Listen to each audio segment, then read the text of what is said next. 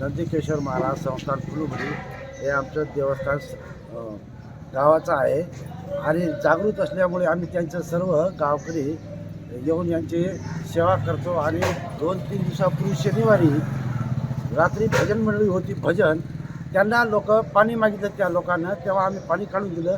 तेव्हा त्यांना गरम वाटलं, तेव्हा त्या भजन करीने सांगितलं आम्हाला किंवा तुम्ही असं गरम पाणी का देता, हे त्याच्यावरून आम्हाला काही समजलं तरी आम्ही काही त्याच्यावर हे चौकशी केली नाही. नंतर आज 2-3 दिवसामुळे आज सोमवारला आम्ही प्रत्यक्ष पाहणी केली असता आमच्या हाताला गरम पाणी लागलं. त्यामुळे आम्ही त्याच्यावर चौकशी करून आणि हे काय आहे आम्हाला त्याचं काही समजत नाही. आमचं ते श्रद्धास्थान असल्यामुळे भाविक लोक इथे येतात आणि दर्शन घेतात आणि प्रत्यक्ष ते पाहणी करून राहिले, पाणी काढून हात टाकून पाहून राहिले. हे काय चमत्कार आहे आम्हाला काही समजत नाही. तरी तुम्ही कोणी येऊन तुम्ही आम्हाला समजावून सांगणे बस.